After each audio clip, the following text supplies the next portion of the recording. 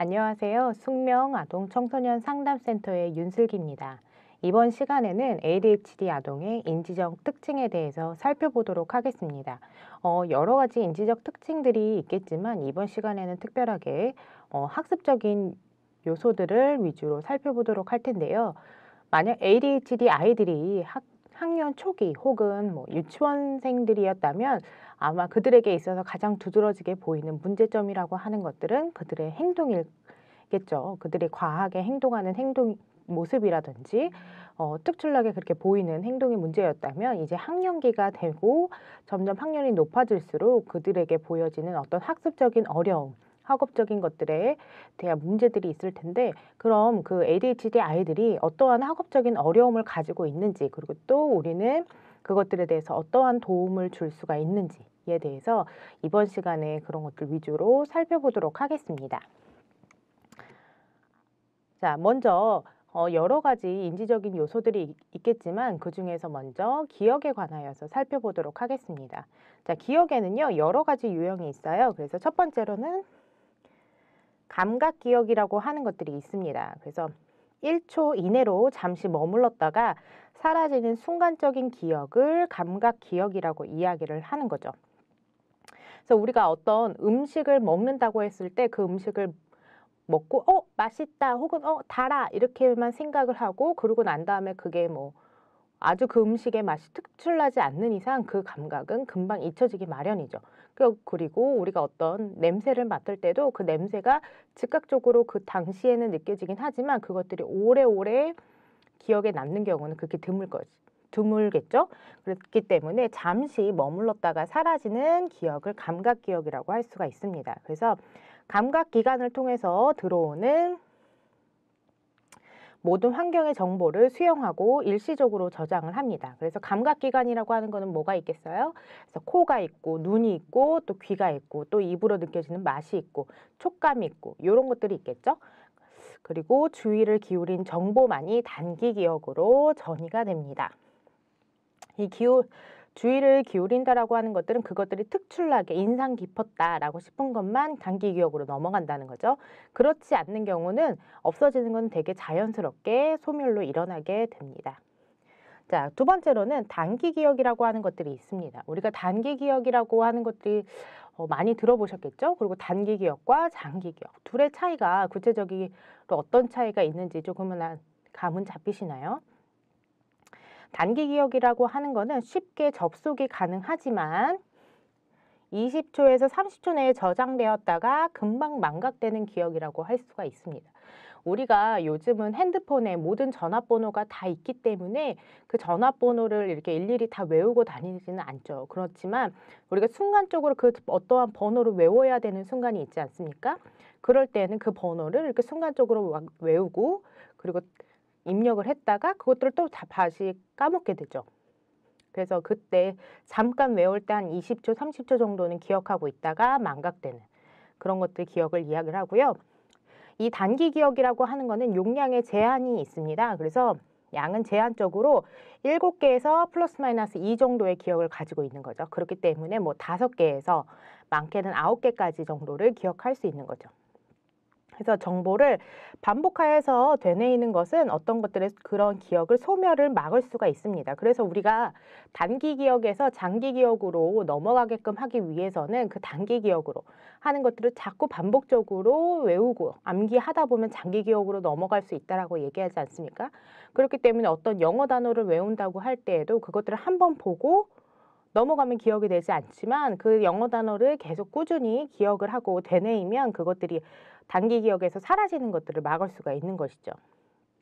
그래서 이 단기 기억이라고 하는 것들은 그런 특징이 있습니다. 그래서 우리가 식당에 가서 어떤 음식을 주문을 할 때 우리 주문할 때 하나하나 다 보면서 하는 경우도 있지만 우리가 뭘 먹었는지 뭘 시킬 건지 기억해 두었다가 그거를 시키고 그러고 난 다음에는 그거를 까먹죠. 그렇게 하는 것들이 단기 기억이기 때문에 이런 것처럼 단기 기억이라고 하는 것도 잠깐 기억을 했다가 없어지게 되는 것입니다.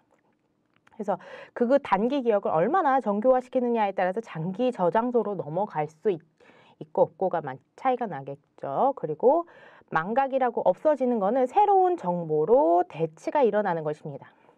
앞서 말한 것처럼 양이 제한적으로 5개에서 9개 정도가 되기 때문에 다른 정보로 대치가 된다라고 볼 수가 있겠죠. 이제 장기 기억입니다.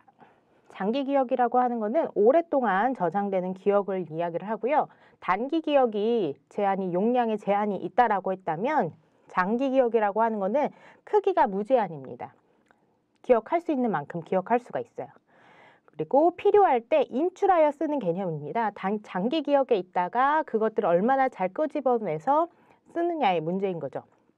그래서 사용되고 혹은 단기 저장소로 되돌아 나와 단기 저장소에서 조작하는 것들이 사용이 가능하다라고 하는 것입니다. 그래서 이 장기 기억이라고 하는 것들을 잘 생각을 해보면 우리가 옛날에 뭐 시골 할머니 댁에 가서 먹었던 음식 맛이 우리 그것들을 계속 기억하고 있지는 않잖아요. 그러다가 어느 순간 어느 맛있는 음식집에 가서 밥을 먹었는데 옛날 할머니가 해줬던 맛이야 라고 그때 이렇게 불현듯 생각이 나죠. 그게 우리 장기 기억에 있다가 인출돼서 또 꺼내져 나오는 거죠. 옛날 우리 할머니의 맛 이렇게 딱 기억이 나오는 거죠.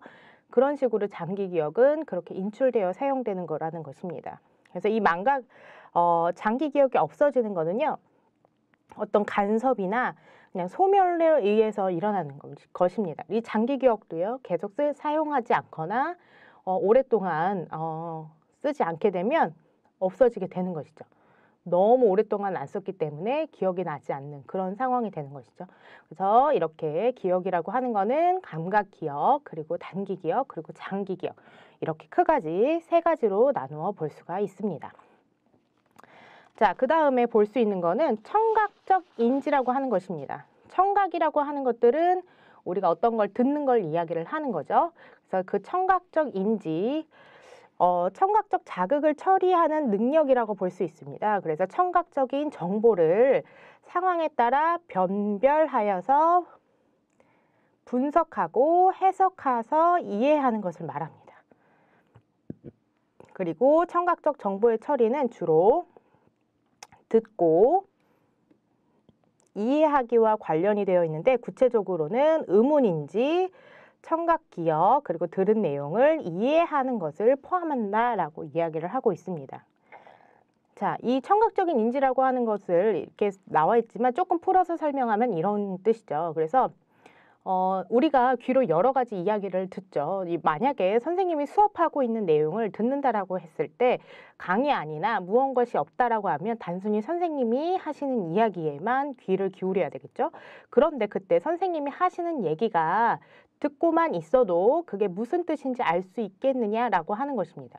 선생님이 하시는 얘기가 이해가 되는지, 무슨 말인지 알겠는지 이렇게 할 수 있는 능력을 선생님이 하시는 얘기를 듣고 이해하는 것들이 청각적 자극을 어떻게 처리하는 능력이라고 볼 수 있는 거죠. 그래서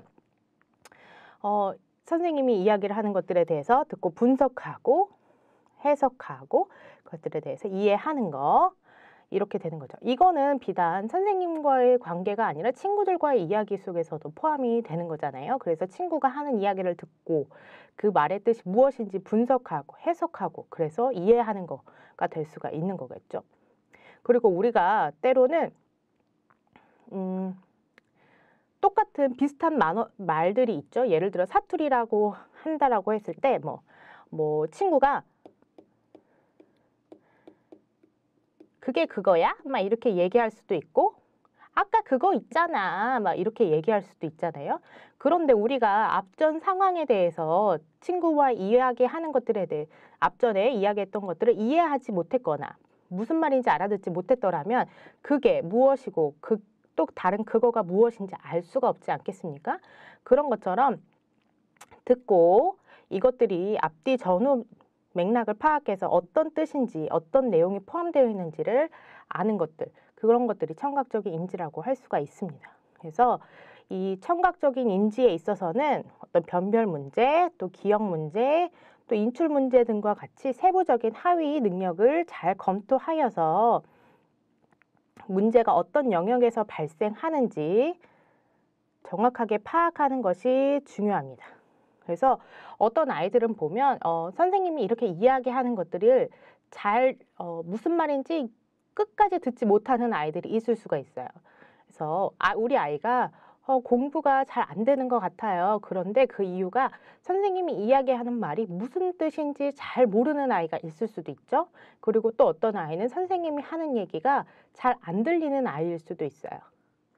그리고 또 어떤 아이는 그 맥락을 이해하지 못하기 때문에 그 말의 뜻을 분석하지 못하는 걸 수도 있어요. 이해하지 못하는 걸 수도 있고.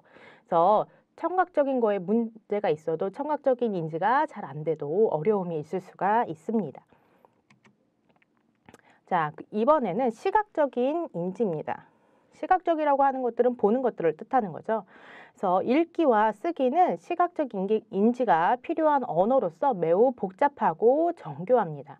그렇죠. 우리가 읽기와 쓰는 것들을 우리 아이가 언제쯤 해였는지 생각이 나십니까? 우리가 한글을 되게 6살이나 뭐 7살 때쯤 많이들 하시죠. 그리고 쓰기는 훨씬 더 늦게 시작하는 경우가 더 많이 있지 않겠습니까? 그래서 이 시각적으로 인지한다는 것, 어떤 문자를 인지하고 그것들을 쓴다라는 것들은 매우 복잡하고 정교한 과정입니다. 그러니까 금방 일어나는 과정이 아닌 거죠. 그리고 자연적인 발달 과정이 아니기 때문에 학습을 위한 세심한 배려가 필요합니다. 예, 그렇습니다. 그래서 우리가 어떤 언어를 익히는 것들은 그 환경에 노출이 많이 되면 많이 될수록 그 언어를 익히는 것, 습득하는 것들은 금방 익힐 수가 있죠. 그렇기 때문에 우리가 언어를 배우는 것들은 훨씬 더 일찍 일어납니다. 그래서 뭐 3살만 돼도 말을 잘하는 아이들은 금방 곧잘 하게 되죠. 그러나 문자를 읽고 쓰는 것들은 조금 다른 얘기입니다.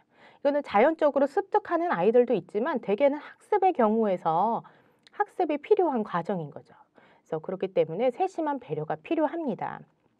그래서 읽기와 쓰기에는 시각적인 인지 처리가 꼭 필요한 부분으로 시각적인 처리에 문제가 있으면 읽기와 쓰기에 문제가 발생할 수 있습니다. 예, 이런 아이들이 있습니다. 어떤 뇌의 특정 뇌의 한 부분에서 문제가 생겼다. 그러면 글씨가 잘 안 글씨 구분이 잘 안 될 수가 있습니다. 그러니까 뭐 예를 들어서 디귿과 이렇게 생긴 디귿과 이렇게 생긴 것들이 구분이 안 될 수도 있고 글을 한 줄을 쭉 읽는 것 자체가 어려울 수도 있습니다.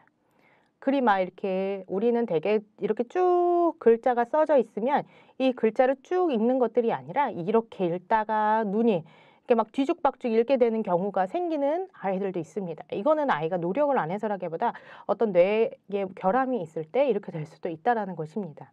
그래서 우리 아이 또는 시력이 많이 안 좋은 아이들은 글씨가 잘 안 보이겠죠. 난시인 아이들도 그럴 거고, 그래서 그런 부분도 한번 살펴봐야 된다라는 것입니다. 또 ADHD 아이들의 경우에는 부주의로 인하여서 시각적인 정교화에 문제를 보이고 철자법이나 우문 처리에 오류를 보이는 경우가 많다라고 되어 있는데요. 이 ADHD 아이들의 경우에는 이 부주의함이 있어요. 그래서 글씨가 적을 때는 그것들이 티가 나지는 않는데 점점 글씨가 읽는 양이 많아진다. 그러면 이 글씨를 처음부터 끝까지 쭉 따라서 읽는 것들이 굳이 소리내어 읽지 않더라도 눈으로만 읽는 것들조차도 잘 안 되는 경우가 있는 거죠. 또는 띄엄띄엄 읽게 되거나 그렇기 때문에 그 문장 자체를 혹은 그 단락 자체를 그 내용 자체를 이해하는 거에 어려움이 있을 수 있다는 것입니다. 그것들을 구체적으로 그 글을 잘 정확하게 보지 않기 때문에 시각적인 정교화가 이루어지지 않기 때문에 어려움이 보일 수 있다라는 얘기겠죠. 네, 그런 어려움이 있을 수가 있습니다. 자, 4번째로 보일 수 있는 문제로는요, 주의 집중이 있습니다. 그래서 ADHD 아이들이 가지고 있는 특성 중에서 가장 눈에 띄게 나타나는 특징이라고 볼 수가 있겠죠. 그래서 주의 집중을 필요로 하는 상황에서 주의 집중을 하지 못하기 때문에 학습적인 문제를 동반하기도 한다라고 얘기하는 것입니다. 예, 이 주의 집중이라고 하는 것들이 어떻게 보면 사실 ADHD 아이들이 공부를 하는 것들의 가장 큰 방해 요소가 되는 부분이죠. 그래서 시각적으로 안 좋은 청각적인 인지가 안 되거나 시각적인 인지가 안 되는 것들도 문제가 될 수 있겠지만 그것보다 가장 두드러지게 나타나는 것들은 이 주의 집중의 문제가 아닐까 싶은데요. 주의 집중을 해야 하는 상황이 어느 상황이 있겠습니까? 대개는 학교에서 공부하는 상황이라거나 아니면 집에서 숙제를 해야 하는 상황이 이런 거에 포함되겠죠? 네, 이런 학습적인 문제를 포함합니다. 그러나 대개는 어떤 어머님들은 이렇게 이야기하시는 분들도 있어요. 우리 아이는 공부하는 것들은 공부할 때는 되게 산만해요. 그런데 핸드폰 게임은 2시간도 잘해요. 또 뭐 컴퓨터 게임 할 때는 집중을 진짜 잘해요. 그러면 집중에 문제가 없는 건 아닌가요? 그래도 주의 집중 자체가 괜찮은 거 아닌가요? 공부할 수 있는데 얘가 안 하는 거 아닌가요? 이렇게 보시는 분들도 있는데 이거는 조금 다른 얘기입니다. 집중력이 조금 다른 부분이 사용되는 건데요. 이 핸드폰 게임과 같은 것들은 어떤 반응성, 주의력이라고 하는 거에 반해서 공부라고 하는 것도 어떤 초점 주의력에 포함되는 건데요. 이런 것들에 대한 차이가 있기 때문에 그런 것입니다. 그렇기 때문에 이거에 대해서는 이 주의 집중에 관한 이야기는 훨씬 더 방대한 양을 포함하고 있기 때문에 나중에 12강, 13강에서도 다루긴 하겠습니다만 핸드폰 게임 2시간 할 수 있고 뭐 컴퓨터 게임도 오랫동안 할 수 있다고 해서 우리 아이가 공부할 수 있는 능력이 있는데 안 하는 거다. 뭐 그런 거는 아니고요. 또 다른 주의력에 문제가 있기 때문에 공부하는 건 역시 어려울 수 있다라고 하는 것입니다. 네, 그리고 5번째로는 실행 기능이라고 하는 부분이 있습니다. 앞서 이야기했던 부분은 한 번쯤은 들어봤을 법한 이야기인데 이 실행 기능은 조금 낯설게 느끼실 수 있을 것 같은데 이 실행 기능이라는 것들이 사실은 어떻게 보면 ADHD 아이들에게 있어서 큰 부분을 차지한다라고 볼 수 있는데요. 주의 집중과 같이 이 실행 기능은 제시된 문제를 해결하는데 과정적 접근이 활용되는 인지적 능력이라고 할 수 있습니다. 문제 해결에서 가장 적절한 전략을 어떻게, 언제, 어디서 사용할 것인지 알고 적용하는 기능이라고 하는 거죠. 그래서 인지 조절과 동일한 개념을 사용할 수가 있습니다. 그래서 우리가 조금 더 쉽게 설명하자면 이렇게 생각할 수 있을 것 같아요. 어머님들이 혹은 부모님들이 우리가 1시간 안에 음식을 차려야 된다라고 했을 때 뭐 음식을 한 3개에서 4가지 정도를 만들어야 된다. 밥까지 해갖고 한다 그러면 1시간 안에 어떤 것부터 해야 될지 머리에 나름의 과정이 그려지시지 않겠어요? 그래서 가장 시간이 오래 걸리는 것부터 일단 쌀을 먼저 앉혀놓고 그 다음에 국물을 하기 위한 육수를 만들고 육수를 내면서 육수 나는 동안에 다른 야채들을 다듬고 그러면서 이제 착착착 과정이 이루어지겠죠. 그래서 우리가 1시간이라는 시간적인 제한이 있을 때 그 과정 안에 어떤 것들을 먼저 해야 하는지 어떤 게 얼마나 걸리는지 이런 것들에 대해서 우리 머릿속에서는 어떤 것들이 가장 좋은 전략인지 나름의 생각을 한다는 것이죠. 그런데 우리 아이들은 그런 것들이 어렵다는 것입니다. 만약에 일주일 뒤에 독후감을 써야 되는 과제가 있다라고 생각을 해봅시다.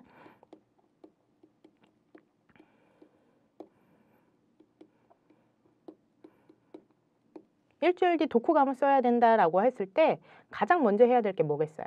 어떤 책을 골라야 될까라고 한 선정의 부분이 있겠죠. 물론 선생님이 이 책을 보고 써와 이렇게 하는 경우도 있겠지만 그렇게 되지 않는 경우도 있지 않겠습니까? 그럴 때는 어떤 책을 선정을 해야 할지 책을 선정을 하고 그 책이 집에 있으면 다행이지만 집에 없다면 책을 사야 되고 그리고 책을 언제 읽을지 그리고 그 책이 하루에 걸려서 다 읽을 수 있는 책인지 이틀에 걸려서 읽어야 되는 책인지 알 수 없지 않습니까?